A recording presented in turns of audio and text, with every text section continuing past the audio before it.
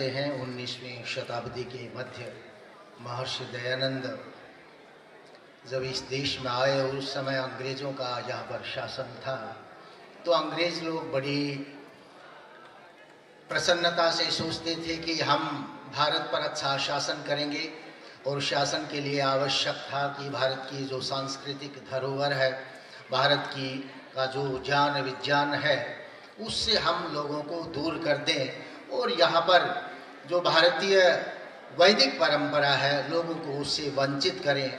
इसके लिए उन्होंने हमारे शास्त्रों में बहुत ज़्यादा डिस्टोर्शंस किए, परंतु उनकी ये सब जो षड्यंत्र था, अकेले महर्षि दयानंद ने उसको समाप्त कर दिया। तो जो लेखक हैं, जो विदेशी बंधु हमें मिलते हैं उस समय, उनमें बहुत से तो प्रोफेसर्स हैं, दार्शनिक हैं, फिलोसोफर्स हैं, पॉलिटिशियंस हैं, रिसर्चर्स हैं, जर्नलिस्ट्स हैं, मजिस्ट्रेट वगैरह पदों पर आसीन लोग हैं और क्रिश्चियन मिशनरी भी महर्षि दयानंद के संपर्क में आते रहे और वो वैसा ही महर्षि दयानंद के बारे में व्याख्यान, अपना जो मंतव्य था वो दिखाते रहे।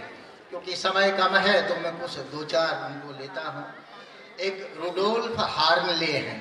रुडोल्फ हार्नले वो व्यक्ति थे जो महर्षि दयानंद के निरंतर संपर्क में थे और उन्होंने जो काशी शास्त्रार्थ था उसको भी अटेंड किया था। रुडोल्फ हार्नले लिखते हैं कि जो महर्षि दयानंद हैं वो बहुत ज़्यादा पॉपुलर है इस समय पूरे भारतवर्ष में, और पढ़े लिखे लोग, विद्वान लोग और सब सर्वसामान्य लोग उनसे बहुत ज़्यादा मिलते हैं, आते हैं। और जब लोगों को पता लगा कि महर्षि दयानंद काशी के अंदर आए हैं, तो सब लोग बहुत बड़ी संख्या में उनसे मिलने आ रहे थे। और काशी का जो राजा है, काशी नरेश भी उनसे प्रभावित हुआ, और क्योंकि वो मूर्ति पूजा का विरोध करते थे, तो काशी नरेश ने एक शास्त्रार्थ रखा। और उस समय जो काशी के जो विद्वान थे, बड़े आश्चर्य की बात थी कि वो सब काशी के बड़े बड़े विद्वान विशुद्धानंद वगैरह को लेकर के सब अंग्रेजों के सामने नतमस्तक होते थे, अंग्रेजों के सामने सिर झुकाते थे, अंग्रेजों के प्रशंसक थे। उनमें शक्ति नहीं थी कि वो अंग्रेजों का विरोध कर सके, परंतु अकेले महर्षि दयानंद उस समय भारतवर्ष में एक ऐसा सन्यासी था जो अंग्रेजों का विरोध कर रहा था। तो इतने बड़े सन्यासी को, ऐसे व्यक्तित्व को किस प्रकार से पराजित किया जाए, इसका एक बहुत बड़ा षड्यंत्र रचा गया काशी नरेश के माध्यम से। और वो लिखते हैं कि उस षड्यंत्र के माध्यम से पहले ही विचार कर लिया गया था कि किस प्रकार से महर्षि दयानंद को पराजित घोषित किया जाए। और वो शब्द प्रयोग करते हैं अंग्रेजी का, इल गोटन विक्ट्री। किस प्रकार से षड्यंत्र के माध्यम से महर्षि दयानंद को पराजित घोषित कर दिया जाए। और वो उसका सारा विवरण लिखते हैं। और वो आगे ये भी लिखते हैं कि उस शास्त्रार्थ का एक बड़ा दुष्प्रभाव तो हुआ। जितनी भीड़ महर्षि दयानंद के पास उस समय आ रही थी, बाद में लोग उनसे मिलने नहीं आ रहे थे। वो जो षड्यंत्र से उनको पराजित किया गया, लोगों ने, सर्वसामान्य लोगों ने मान लिया था कि महर्षि दयानंद को हरा दिया गया। फिर वो कहते हैं कि उन्होंने लिखित में भी अपना उत्तर दिया और वो उसके बाद भी वहाँ पर आते रहे। इसी प्रकार से हम देखते हैं मोनियर विलियम, वो हमेशा महर्षि दयानंद का जो वेद भाष्य था उसके सब्सक्राइबर थे, उसको खरीदते थे। और वो महर्षि दयानंद से बॉम्बे में उनके एक व्याख्यान में मिले भी थे। मैक्स मुलर भी महर्षि दयानंद से मिले थे। और जो मोनियर विलियम ये कहता था, जिस ऑक्सफोर्ड यूनिवर्सिटी में कर्नल बोर्डन, एक बोर्डन चेयर की स्थापना हुई थी, वह बोर्डन चेयर आज भी है। उस बोर्डन चेयर के आज अध्यक्ष भी एक हाउस ऑफ लॉर्ड के एक विद्वान हैं जो उसमें हैं। और जब उस चेयर की स्थापना की तो कर्नल बोर्डन ने उसमें लिखा था कि इस चेयर की स्थापना का केवल मात्र उद्देश्य यह है कि भारत में ईसाइयत को फैला दिया जाए। भारत के जो ग्रंथ हैं, जो वैदिक टेक्स्ट बुक्स हैं, जो ग्रंथ हैं, उनमें इस प्रकार से डिस्टोर्शंस किया जाए कि भारतीय लोग अपने ही ग्रंथों से घृणा करने लगे, अपनी ही परंपरा से, ज्ञान परंपरा से घृणा करने लगे और वो ईसाइयत को अपना ले। वही मोनियर विलियम्स महर्षि दयानंद की बहुत बड़ी प्रशंसा भी करते हैं। ऐसे ही एक मैक्स मुलर भी महर्षि दयानंद के समकालीन हैं। मैक्स मुलर ने पहले कहा कि वेदों की आयु 1500 ईसा पूर्व है। यद्यपि उस समय जो मैक्स मुलर था वो ईसाइयत से प्रभावित था, क्योंकि पादरी अशर ने कहा कि पूरी पृथ्वी का जन्म ही ईसा से 4000 वर्ष पहले हुआ है। तो उस दृष्टि को मध्य रखते हुए, क्योंकि उस समय ईसाइयत का बड़ा वर्चस्व था यूरोप के अंदर, तो उसने भी कहा कि वेद संभवतः जब 4000 वर्ष पहले ईसा से पृथ्वी बनी होगी तो शायद वेद 1500 ईसा पूर्व आए होंगे।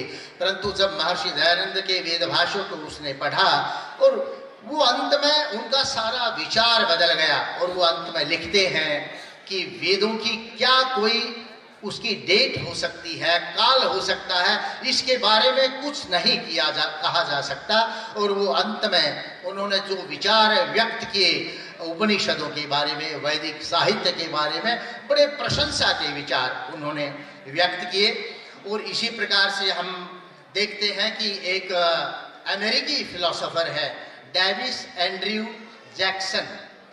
वो अमेरिका में बैठे हुए, यद्यपि वो भारत में नहीं आए, परंतु महर्षि दयानंद के वर्चस्व को वो पहचान रहे थे और उन्होंने अपनी एक पुस्तक है उसमें लिखा महर्षि दयानंद के बारे में कि पूर्व में एक ऐसी आग लग रही है जो कि वहां के अंधविश्वास रूप झाड़ झंखाड़ों को फूंकती हुई शीघ्र ही पश्चिम को अपने आवेष्टित कर लेगी।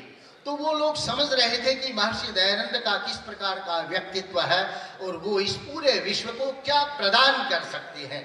ऐसे ही महर्षि दयानंद पे एक बड़े विद्वान हैं, उन्होंने एक थीसिस भी लिखा, जेम्स रीड ग्राहम। उन्होंने 1943 में येल यूनिवर्सिटी से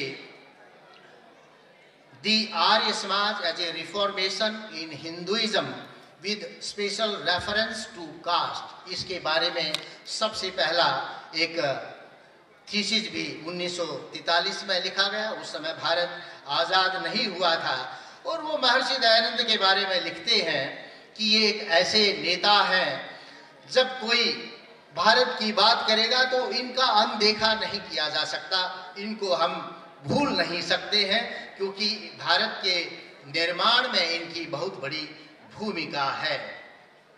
ऐसे ही एक जे रैमसे मैकडोनाल्ड थे जो कि इंग्लैंड के प्राइम मिनिस्टर भी बने और उन्होंने भी कहा था कि आर्य समाज के बारे में कहा था कि Arya Samaj is one part of the characteristic revival of the ancient ways which is going to be taken place in India, कि जो भारत में जो भारत की पुरानी परंपरा का जो रिवाइवल हो रहा है, पुनर्जागरण जो इस समय हो रहा है, जिसको ब्रिटिश साम्राज्य समाप्त करने का प्रयास कर रहा था, कहता है उसमें सबसे बड़ी भूमिका आर्य समाज की है।